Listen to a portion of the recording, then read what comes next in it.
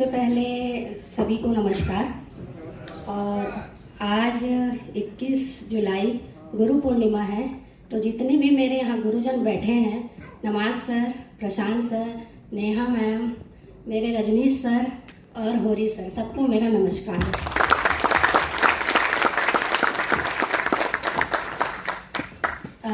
Kangen की मेरी journey को बताने से पहले मैं छोटा सा टेस्टिमोनियल बताना चाहूँगी।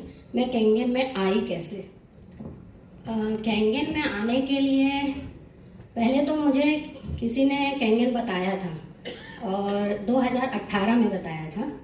मैंने उसको देखा, अच्छा तो लगा पर ध्यान नहीं दिया। ध्यान नहीं देने के बाद किसी ने मेरे मायके में बताया उस चीज़ को। मायके वालों ने उसको खरीदा, यूज़ किया। मेरी मम्मी को 22 साल से जो प्रॉब्लम थी, हाईली एसिडिटी, वॉमिटिंग, गैस इतना ज़्यादा हो जाता था कि वो बहुत ज़्यादा रात भर चलती थी, बेचैन रहती थी। जब तक हॉस्पिटल नहीं जाती थी, ट्रीटमेंट नहीं होता था, इंजेक्शन नहीं जाता था, तब तक वो ठीक नहीं होता। ये 22 साल की जो बीमारी थी वो मात्र 3 महीने में ठीक हुई। उनका ये रिजल्ट देखने के बाद मैं कैंगन के प्रति जैसे ना पागल सी हो गई, क्योंकि मैंने उनके लिए इतनी मेहनत की है, इतने हॉस्पिटल के चक्कर लगाए हैं। उनके साथ मैं अपनी पढ़ाई छोड़ छोड़ के रात भर दिन भर रुकती थी, क्योंकि मेरे घर में कोई नहीं था। फादर, मदर और मैं, मेरे 2 भाई हैं, एक भाटापारा में और एक हैदराबाद में, तो मदर के साथ कोई नहीं था। तो इसको करने के लिए मैंने बहुत मेहनत की। उनका रिजल्ट देखने के बाद ऐसा लगा जैसे मैजिक हो गया। उसके बाद फिर मैं कैंगन को सर्च करने लगी, गूगल में देखने लगी, यूट्यूब में सुनने लगी। फिर मैंने अपने हस्बैंड को बोला कि मुझे लेना है, तो वो भी डेमो देखे हुए थे। बोले कि लेना तो है, कैसे लेंगे, देखते हैं, सोचते हैं। अब ऐसा करते करते मेरी शादी को 6 साल हो गए थे, मुझे बेबी नहीं था। मेरे 2 IUI हुए हैं, फेल थे। मेरा एक IVF हुआ है, फेल था। हजारों ट्रीटमेंट कराया। इसके लिए मैंने नागपुर तक चली गई, जो बोला, जहाँ बोला वहाँ चली गई। कोई बोला बाबा को दिखा दो, वो भी कर लिया। सब कुछ करने के बाद मैं थक हार गई। थक हार जाने के बाद मैंने बोला कि अब कुछ नहीं करूँगी, देना होगा भगवान को तो देगा, नहीं देना है तो रहने दीजिए। सारा ट्रीटमेंट तो हो गया। जब मैंने IVF कराया तो मैं 2.5 से 3 लाख से उतर गई थी। और IVF होने के बाद रिजल्ट 14-15 दिन में नो आया।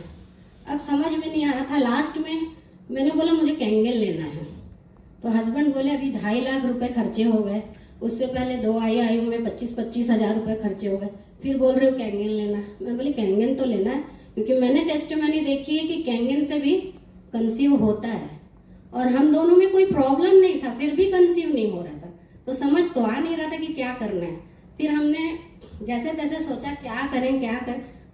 मैंने बोला कि पैसे तो नहीं है, मेरे पास ज्वेलरी है, गोल्ड लोन लेके मैंने कैंगन लिया। मैंने अपने, जब आदमी के पास सारे रास्ते बंद होते हैं ना, तो एक स्त्री के पास हमेशा एक बैकअप रहता है, वो है उसका स्त्री धन। वो उसको कभी भी यूज कर सकती। तो मैंने बोला कि मेरा है और मुझे लेना है, तो मैं ये गोल्ड रखूंगी और मैं लूंगी। हमने वो गोल्ड रखा, गोल्ड लोन लिया। उसके बाद कैंगन आया घर में। विदिन 3 मंथ के बाद जब मैंने इसको यूज कर, मुझे तो किसी ने बताया नहीं कि कैसे कैसे यूज करना, बस 9.5 पीना ये पता था। 9.5 पी रही थी और विदिन 3 मंथ के बाद पता चला कि कंसीव हो गया। कंसीव होने के बाद मुझे पता नहीं था कि कंसीव हो गया है। मैं जिस कंपनी में पहले काम करती थी, अभी हम लोग प्रॉपर्टी डीलर हैं, लेकिन पहले हम कहीं जॉब करते थे प्रॉपर्टी में। तो वहाँ शादी थी, तो वहाँ कोरियोग्राफर से बॉस के घर शादी थी, तो हमने डांस कर लिया। और मुझे पता नहीं था कि मुझे कंसीव हुआ है। डांस वांस करने के बाद जब चेक किया तो पॉजिटिव आया। तो 6 साल में अगर पॉजिटिव तो आया तो मेरे तो दिमाग घूम गया कि क्या हो गया है ये। वो होने के बाद फिर हमने टेस्ट 19 तारीख को किया, 19 मार्च को। और 19 मार्च 2020 को जब मैंने किया, और 21 मार्च को हैवी लॉकडाउन लग गया। तो मुझे कोई ट्रीटमेंट नहीं मिल रहा था। पता तो चल गया, पहले गए तो टेस्ट करवा दिया उन्होंने, उसके बाद बोले 10 दिन बाद आना। 10 दिन बाद आने के लिए तो लॉकडाउन लग गया, तो हमारे पास जाने के लिए कुछ था नहीं। जब तक आप कुछ फाइल नहीं दिखाओगे तब तक आके जाने नहीं देते थे, और ना अपॉइंटमेंट मिल रहा था ना कुछ। आगे ट्रीटमेंट कैसे होगा, क्या होगा। एक तो इतने साल बाद हुआ तो इतना डर लग रहा था कि कुछ हो मत जाए।